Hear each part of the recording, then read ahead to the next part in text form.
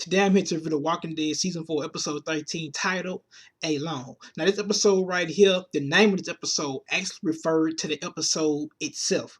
Okay, Alone. Okay, we have Daryl, who was alone after Beth got kidnapped. Okay, we have Sasha, who felt alone, who felt alone literally emotionally, felt alone. We have Maggie, who literally felt alone, and she thought that she can get everything accomplished by herself and she didn't need anybody. And Bob, on the other hand, is a different story. So let's get started with this episode. Now, first I want to talk about the Daryl and the Beth scenes. Now, in this episode, it's revealed that Beth had got kidnapped. Now, my prediction and speculations on who I think this could be or who I think this might be. I think his name is Garrett. Now, Garrett is a remix character of Gabriel Stokes, or he could be a remix character of Gabriel Stokes. Now, Gabriel Stokes is in the comic book. Gabriel Stokes, he owns a church. He's African American. He's an African American male. And the reason why I said a remix character, because Garrett could be Gabriel Stokes, except he don't have the same name as him, and his name is Garrett. And also he's a white Caucasian male, except African American male.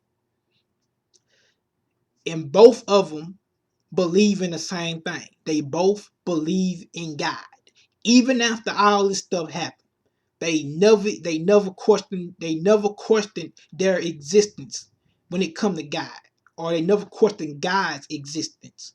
They still believe in him strongly and heavily. Still believe in him. And the reason why I say this could be Garrett, because we got a lot of clues in this episode. First clue: the same car that we seen Beth in, the car that she was in when she got kidnapped. You can see a cross symbol in the back of the windshield of the car. If you look at in the back of the windshield, with one of the back glass, the windshield of the car, you can see the front. You can see the front windshield window in the front of the car. And on that front window, you see a cross sign right there. So that pretty much tell you that whoever this person is, they strongly believes in God. Sign 2. When Beth and Daryl found the house, it's a funeral home house by a whole bunch of graves. It's a funeral home house here. So he's been living there. And also, you also get some more clues, because once Daryl and Beth get into the house, they say how clean the house is. And plus they find signs of a human being living there, because they find his food in the house. They find two big bottles of Coke. They find peanut butter, and they also find 2 big jars of pig feet. So it's obvious he's been living there. Also, they find dead bodies. But before this, there was actually dead zombie bodies, but he took the bodies and he put them in a tux, and he put makeup on their face to try to make it to try to make those zombies look like who they were before all of this happened. Well, before the zombie apocalypse happened, he wanted them to make them look like who they were, because they was human at one point. So he tries to restore that feeling of that by putting makeup in their face, covering up their actual bodies. You can see when Daryl scratches the face of the zombie, you can see the dead, decayed, rotten skin under that makeup. And you can kind of call it a doll type of thing he had going on. And also in this episode, you see that you see Beth hurt herself by animal trap. It's clearly he been living there, because there's animal traps out there. And you see one of the zombies that's by the trap, and they eating one of his animals that he was going to eat. But the zombie got to it first. And also we got we got a very important scene, and I think they paid homage to Herschel's character, Herschel's Green, because you can see where Beth and Daryl finds a tombstone in his episode, and on that tombstone it said "Beloved Father." So that tells you that the writers that was paying homage to Herschel's character, because we all know that Herschel was a father to Beth, and Beth just lost her father. And on that tombstone it said "Beloved Father." You can see how Beth starts to get emotional when she sees that tombstone. You can see how Daryl knows it because he picks up a flower and he puts it on that tombstone. So yeah, and also in this episode, we actually meet the bandits again. That's right, the bandits return, people. And they find Daryl sitting close to the railroad track. And you have Joe, the leader of that group, and he confronts Daryl. Daryl punches him so hard he busts the man's nose. And Joe pretty much tells him to put down his weapon. But here's the problem. Daryl is not a stupid character. He's not stupid at all. He's far from stupid. He know Joe and his group can't be trusted. We know what the bandits are capable of, and Daryl knows this. And Joe pretty much threw a hint. He threw a hint to Daryl when he was telling Daryl to draw down his weapon, because he tells Daryl, "Why hurt yourself when you can hurt other people?" So what that's telling you. Also, the same guy that had got choked out when Rick was under the bed, the guy we seen get choked out, he was in that group. He's still alive. I knew he was alive. He was just unconscious. He's in that group. I seen him. So I'm gonna tell you right now, they're all going to the sanctuary. We know Rick in his group is going to the sanctuary. So it ain't gonna be nice, because that guy is gonna see Rick, the guy who had got choked out. I see this happening. He's gonna see Rick at the sanctuary, and he's gonna say, "Oh, He's probably gonna say, I seen that guy. He was hiding under the bed when I was getting choked out." And then I can see Rick saying, "Daryl, get away from those people. Those people are dangerous. When I was hiding under the bed, I heard them attack their own member, and they killed him." Also, they were talking about raping Michonne. I can see how I can see a war, like a literally battle, a conflict happening between these groups once they get there. Like I said, at this point, Daryl is not stupid. Daryl is just outnumbered right now, and he's also lost because he feel like it's his fault why Beth got kidnapped. So yeah, that's what the Daryl scenes. And also in this episode, Daryl wanted to stay at the house because when he was talking to Beth, he says that we can live here. And he says whoever owns his house, when they come back, we can try to reason with them into letting us stay here. And Beth looks at Daryl. She says, "What made you change your mind about people, about trusting people?" And he says he didn't want to come out. He didn't want to come out and say it, but he wanted to say it was you. I mean, yeah, he did always trusted Rick and them, but trusting new members, that's not in a group. He wanted to tell Beth that it was you that changed my mind, that changed my mind perspective about it. But he was too shy to come out and see it. So next, let's break down Sasha's characterization for this episode. She has some very deep characterization in this episode, and at this point, Sasha has lost her faith. She lost hope, and she just lost everything. She just at this point she was questioning her own existence, and why she's living. What's the point of living? What's the meaning of living? She asked all these questions to Bob in this episode.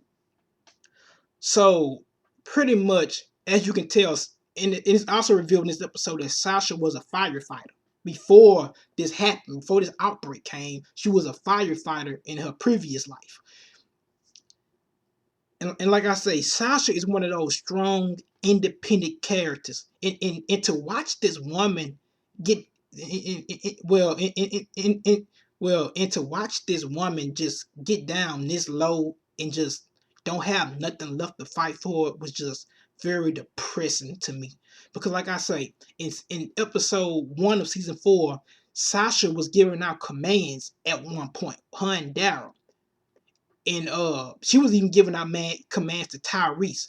Sasha was always a strong, independent character, a strong woman at that. Hell, she even knew how to shoot a gun better than Tyrese did in season 3. And in this episode, we see Sasha find a sign called Sanctuary on the railroad tracks, just like the rest of the characters found. But Sasha is real skeptical about this, about going there, because she's been messed over so much until it messes up her trust to go to different places now and try to stay there. Example 1. When she first arrived to the prison, they got so much slack about coming there. And it makes sense from Rick and his group, because they didn't trust nobody at that time. But Rick actually got in the prison and he pointed a gun at her group, and they had to leave there. So I can see why she was skeptical. Point 2, she goes to Woodbury with the governor and didn't even know this man was just pure evil. He had evil tactics. She didn't even notice, and the whole time she realized, I'm up here living a lie. And at this point, like I say, she was skeptical about going to this new place because she was just getting used to being at the prison again. She was really embracing, really being at that prison and enjoying her life, knowing that she didn't have to survive anymore. She could live life at that prison. And that's another thing that really ate her up, because now she realized, I'm surviving for my life every day now. I'm not living no more. I'm surviving. And she don't like the fact of that. And like I say, back to the prison part. Like I say, she was actually establishing a relationship with these people. She put hope and she put her faith into that prison to hope that they could build a community there. And all they got wiped away from her in this episode. Well, episode 8. And now she's just lost because she think her brother Tyrese is dead. She put her faith in Tyrese. As some people, you have some people who put their faith in God. You have some people who put their faith in a family, in their friends, or in anybody. Some people just don't put their faith in God. It's just a fact. I'm not being mean, but that's how it is. Some people don't look at God. Some people don't look at God to showing them their purpose in life. Some people find their own purpose. Some people find their own meaning of life. For example, you have some people who set goals for themselves. Therefore, setting those goals give them meaning to life, to want to live, to achieve that goal. If that makes sense to y'all, I hope that makes sense to y'all. And I can see where Sasha is going with this. She's questioning her existence now. Like I say, she put faith, she put hope into that prison, she put it into Tyrese. And also, Rick did the same thing. Rick never put his faith in God. He never said God had a purpose for me. Because I remember in season 2, when Rick was in the church talking, this is exactly what Rick said. Rick says, I was never much of a believer. He was talking to a God statue in the church house. He says, I chose to put my faith elsewhere. He said, I chose to put my faith into my family, my friends, and into my job. And then he asks God to give him a sign. So what that tells you, some people choose to put their faith somewhere else. And that's what Sasha did, and all of that is gone. So why live now? What's the purpose? She think her brother is dead. She think everybody almost at the prison is dead, except the 2 people that she's with. And then also what I was saying about her being mistreated so bad at the prison, and she also got lied to at Woodbury. It just messed her trust up to go back to another place, to try out a new place. She's skeptical about it now because she thinks it's not safe. She's been through so much. So I went on about Sasha. In this episode, Bob and Sasha kiss. Yes, they kiss. In this episode, I knew it was coming. I always knew it was coming. And also in this episode, Bob. It was so amazing how they did Bob's character, because Bob has actually opened up now.